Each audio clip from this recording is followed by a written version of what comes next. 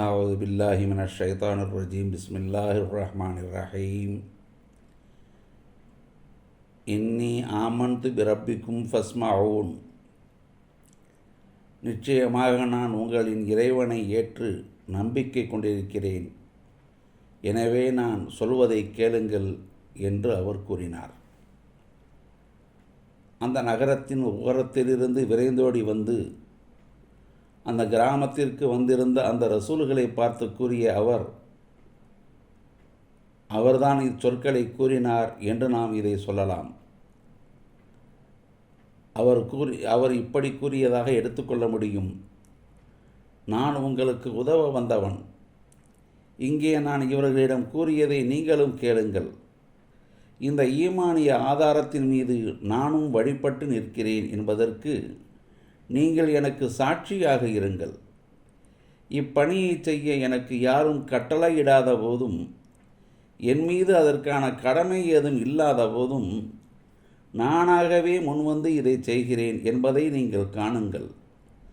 அதற்கு நீங்கள் சாட்சியாகவும் இருங்கள் என்று கூறியதாக பொருள் அமையும். இன்னும் அதையே அங்கே அத்தூதர்களை பொய்ப்படுத்தியோரை நோக்கி அவர் கூறினார் என்றாலும் அது சரியாகத்தான் வரும். அதுவும் ஏற்கத்தக்கதாகவே இருக்கிறது.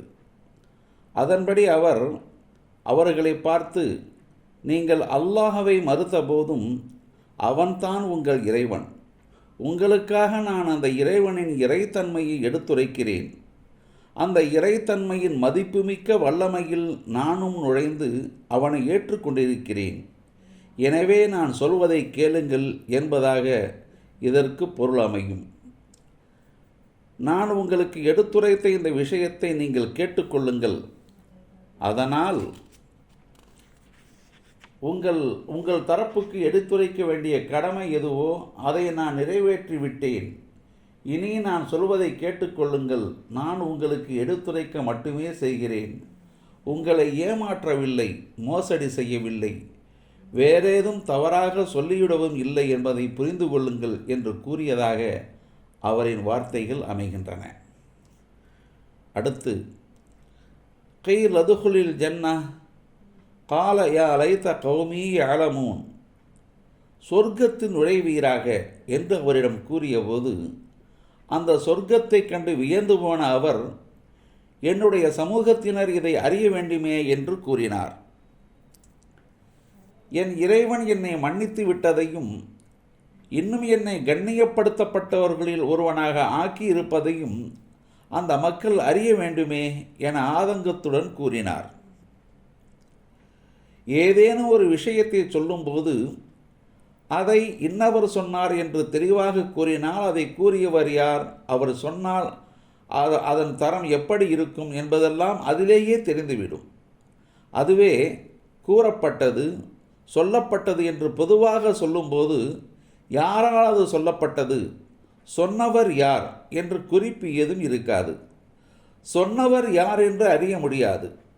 இங்கே வசனத்திலும் சொர்க்கத்தின் நுழைவீராக என்று சொல்லப்பட்டிருக்கிறது, ஆனால் அதை சொன்னவர் யார், அதற்கு இங்கே பதில் இல்லை. எனினும் இதற்கு பதிலளிக்கும் வேறொரு வசனம் குர்ஆனில் இருக்கிறது. இன்னல்லதீன காலூ ரப்புனல்லாஹு சும்மஸ்தகாமு ததனஸ்ஸலு அலைஹிமுல் மலாயிகத்து அல்லா தகாஃபு வலா தஹஸனு வ அப்ஷிரு பில் ஜன்னத்தில்லத்தி குன்தும் துஅதூன். அல்லாஹ்தான் எங்கள் இறைவன் என்று கூறி பின்னர் அக்கருத்தின் மீது நிலைத்து நின்றவர்கள், அவர்கள் மீது நிச்சயமாக வானவர்கள் இறங்குகின்றனர், அவர்களிடம் நீங்கள் அஞ்ச வேண்டாம், கவலைப்படவும் வேண்டாம், உங்களுக்கு வாக்களிக்கப்பட்டிருக்கும் சுவனத்தின் நற்செய்தியை கேட்டுக்கொண்டு மகிழ்ந்திருங்கள் என்று கூறப்படும். இந்த இடத்தில் ஈமானிய நிலைப்பாட்டுடன் நின்ற அம்மனிதர்தான் பெருங்கொடையாளர். அவர்தான் நகரத்தின் கடைக்கோடியில் இருந்து விரைந்து வந்தவர். அவர் மீது தூது செய்தியை எடுத்துரைக்க வேண்டுமென்றோ அத்தூதர்களுக்கு ஆதரவாக குரல் கொடுக்க வேண்டும் என்றோ கடமை இல்லாத போதும் தாமாகவே முன்வந்து அந்த தூதர்களுக்கு ஆதரவாகவும் ஆதாரமாகவும் நின்றவர் அவர்தான். மேலும் அவர் தூதர்களை பொய்ப்படுத்திய அச்சமூகத்திடம் வந்து அந்த ரசூல்கள் கொண்டு வராத ஆதாரங்களை எல்லாம் தன் புறத்திலிருந்து எடுத்துரைத்து அவர்களை உறுதிப்படுத்தியவர். எனவே அவர்தான் வானவர்கள் இறங்கி சுவனத்தை கொண்டு நற்செய்தி கூறப்படுவதற்கு தகுதியானவராகும். அல்லது அவர் கூறியவைகளை அவர் மரணித்த பின் அல்லாஹ் எடுத்துரைக்கிறான் என்றும் கருதலாம். மேலும் அவர் சுவனத்தில் நுழைந்த செய்தியையும் கூறுகிறான் எனலாம். அப்படி இருந்தால் அது அல்லாஹ்விடமிருந்து அவருக்கு கிடைத்த மிக பெரும் பெருமையும் அருள் கொடையுமாகும். மேலும் அம்மனிதரின் பெருந்தன்மைகள் வியக்க வைப்பதாக உள்ளன.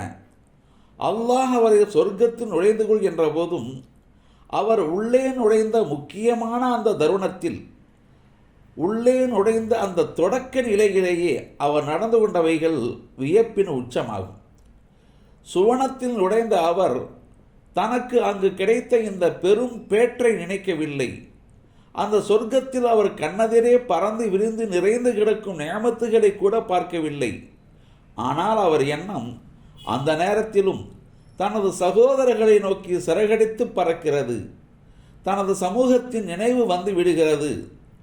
அதனால்தான் அந்த சுவனத்தில் நுழைந்து உள்ளே எட்டி பார்த்த அவர் அதே வினாடியில் உரக்க கூறினார், கால யா லைத கௌமி யஅலமூன், இதை என் சமூகம் அறிந்து கொள்ள வேண்டுமே என்று கூறினார். இந்த நியமத்துகள் எனக்கு மட்டும் கிடைத்திருப்பது பெரிதல்ல, இதில் உள்ள நியமத்துகளும் எனக்கு பொருட்டல்ல. நான் ஏற்ற ஈமானை அவர்களும் ஏற்க வேண்டாமா? என்னை போல அவர்களும் வணக்க வழிபாடுகளை செய்யக்கூடாதா? நான் செய்ததை போன்று அவர்களும் செய்து நான் பெற்றதை போல் அவர்களும் பெற்றுவிடக்கூடாதா? எனக்கு கிடைத்த அருட்பேறுகளை அறிந்து கொண்டால் அவர்களும் இந்த ஈமான் மீது ஆர்வம் கொள்வார்களே. தற்போது அவர்கள் தமது குஃபரிலும் மாறுபாட்டிலும் செய்கின்றவைகளை விட ஈமானில் நுழைந்து அதிகமாக நல்லமல்களை செய்ய தொடங்கி விடுவார்களே என்று ஏக்கத்தோடும் ஆதங்கத்தோடும் கூறிக்கொண்டிருந்தார். அடுத்து, பிமா கஃபரலி ரப்பி வஜஅலனி மினல் முக்ரமீன், என் இறைவன் என்னை மன்னித்ததையும் இன்னும் என்னை கண்ணியமானவர்களோடு இணைத்து வைத்திருப்பதையும் அவர்கள் அறிய வேண்டுமே என்றார். இங்கே கண்ணியப்படுத்தல் என்பதை விட மன்னித்தல் என்பதுதான் முற்படுத்தப்பட்டிருக்கிறது. பிமா கஃபரலி என்று மன்னிப்பை முற்படுத்தப்பட்டிருக்கிறது என்பதை உங்கள் கவனத்திற்கு கொண்டு வருகிறேன். இதிலே சுகமும் சுகந்தமும் வாசம் வீசுகிறது. உதாரணமாக, நீ உன் ஆடைகளை செலவு செய்ய விரும்புகிறாய். அப்போது நீ என்ன செய்வாய்? அழுக்கான ஆடைகளை துவைக்க போடுவாயா அல்லது அந்த அழுக்குடனேயே அதை செலவு செய்வாயா? முதலில் ஆடைகளை துவைத்து சுத்தம் செய்த பிறகுதான் செலவு செய்வாய். அல்லாஹும் இந்த விஷயத்தில் அதுபோலத்தான் செய்கிறான். தன் அடியார்களை சுவனத்தில் நுழைவிக்கும் முன் அவர்களின் குற்றங்களில் இருந்து முதலில் அவர்களை தூய்மைப்படுத்துகிறான். அவன் சம்பந்தமான குற்றங்களை மன்னித்து முதலில் அவனை பரிசுத்தமாக்குகிறான். குற்றம் குறைகள் எதுவும் இல்லாமல் மாசற்றவனாக அவனை ஆக்கிய பின் சுவனத்தை கொடுத்து கண்ணியப்படுத்துகிறான். இதுதான் அந்த அடியானை மகிழச் செய்யும். அதை இன்னும் தெளிவாக விளக்கும் வசனம் இதோ இருக்கிறது. அல்லாஹ் கூறுகிறான், ஃபமன் ஸுஹ்ஸிஹ அனின் நாரி வ உத்ஹிலல் ஜன்னத ஃபகத் ஃபாஸ், எவர் நரகத்தை விட்டும் காப்பாற்றப்பட்டு சுவனத்தில் நுழைவிக்கப்படுகிறாரோ அவர்தான் வெற்றி பெற்றவராகும். எனவே அல்லாஹு தஆலா முதலில் நம் பாவங்களை மன்னித்து தூய்மையாக்கி நரகத்திலிருந்து விடுதலை செய்கிறான். மேலும் நரகத்தை விட்டு தப்பித்து விட்டோம் என்ற நிலையில் அதையடுத்து நம்மை சுவனத்தில் நுழையச் செய்து கண்ணியப்படுத்துகிறான்.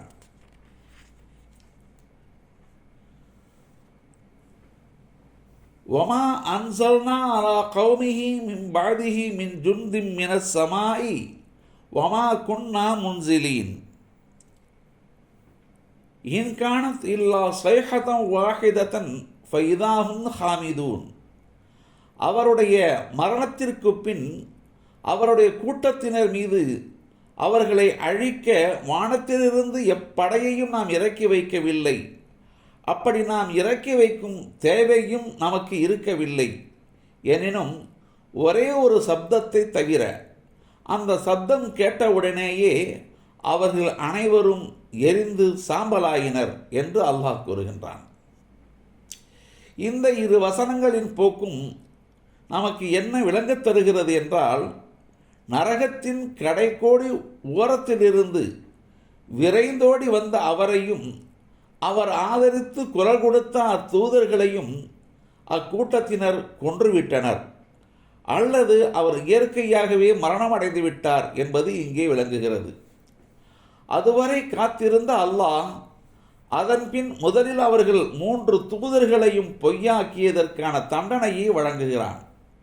அடுத்து அவர்களுக்கு உபதேசிப்பதற்காகவும் தூதர்களை ஆதரித்து குரல் கொடுக்கவும் நகரத்தின் கடைக்கோடியில் இருந்து விரைந்து வந்த அந்த மனிதரை அவர்கள் பொய்யாக்கியதற்குரிய தண்டனையை தருகிறான். அல்லாஹ் அவர்களை என்ன செய்தான் என்றால், அல்லாஹ் சொல்கிறான், பொய்ப்படுத்தி அவர்களை அழித்தொழிப்பதற்கு வானத்தில் இருந்து வானவர்களின் படைகளைத்தான் இறக்கி வைக்க வேண்டும் என்பதில்லை. அதைவிட இலகுவான வழியும் நம்மிடம் இருக்கிறது. அவர்களை அழிப்பதற்கு பெரிதாக ஒன்றும் தேவையில்லை, ஒரே ஒரு சத்தம் மட்டும் போதும் என்று சொல்கிறான். வமா அன்சல்னா அலா கௌமிஹி மின் பாதிஹி, அவருக்கு பின் அச்சமூகத்தினர் மீது நாம் எதையும் இறக்கவில்லை என்று சொல்லக்கூடிய வசனம். இதற்கு பொருள் என்னவென்றால், அந்த மனிதர் தன் மீது கடமையில்லாத போதும் தாமாகவே முன்வந்து அவர்களுக்கு உபதேசித்து உரையாற்றி ஆதாரங்களை கொடுத்தாரே, அதற்கு பின் என்பது பொருளாகும். மின் ஜுந்திம் மினஸ் சமாயி ஒமா குன்னா முன்சிலின், இதற்கு வானத்திலிருந்து எப்படையையும் நாம் இறக்கி வைக்கவில்லை, நாம் இறக்கி வைப்போராகவும் இருக்கவில்லை என்று அல்லாஹ் கூறுகிறான். அதாவது, நாம் எதையும் அனுப்பவும் இல்லை, அனுப்பி வைக்கும் உத்தேசமும் நமக்கு இல்லை. ஏனெனில் அப்படி எதையும் நாம் இறக்கி வைப்பதை விட இக்காரியம் மிக லேசானது, இலகுவானது. இதற்கு போய் அவ்வளவு பெரிய வேலையெல்லாம் தேவையில்லை. பிறகு என்னதான் நடக்கப் போகிறது என்றால், அல்லாஹ் சொல்கிறான், இன்கானத் இல்லா சேஹதன் வாஹிதத்தன் ஃபைதாகும் ஹாமிதூன், அது ஒரே ஒரு சப்தமாக இருந்ததை தவிர வேறில்லை, அவ்வளவுதான், உடனே அவர்கள் எரிந்து சாம்பலாகி விட்டனர் என்று கூறுகிறான். எரிந்து சாம்பலாகி விட்டார்கள் என்றால் அது மிக கடுமையான தாக்குதல் தான். இந்த தாக்குதலே இலகுவானது, லேசானது என்றால் இன்னும் கடுமையான தாக்குதல் எப்படி இருக்கும்? அல்லாஹ் நம்மை பாதுகாப்பானாக.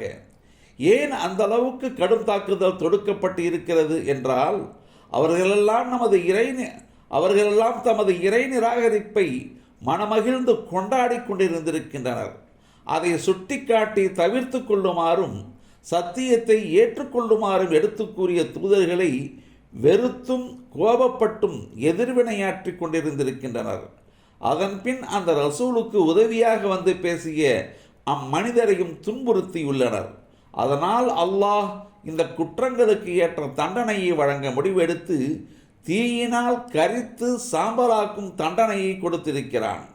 அது ஒரே ஒரு பெரும் பேரிடி சப்தமாக இருந்திருக்கிறது. அந்த சப்தம் வந்ததும் அனைவரும் தீயிலிட்டு கரித்து பொசுக்கியது போல் சாம்பலாகி போயினர். இதையடுத்து அல்லாஹ் சொல்ல வரும் விஷயம், பாவிகளின் பரிதாபங்களையும் காபிர்களின் அழிவுகளையும் பார்க்கின்ற ஒவ்வொரு மோமினும் சொல்லத்தக்க வார்த்தை அது. அவர்களெல்லாம் இந்த ஈமானிய செல்வத்தை பெற்றுக்கொள்வதற்கு முன்பே மரணித்து விட்டவர்கள். அவர்கள் சென்றடையும் இலக்கு மற்றும் அவர்கள் பெறுகின்ற பயன் ஆகியவற்றை பார்க்கும்போது நாம் இப்படித்தான் கூற வேண்டியிருக்கிறது. அப்படி என்ன வார்த்தை அது? அடுத்த வசனத்தில் காண்போம் இன்ஷா அல்லாஹ்.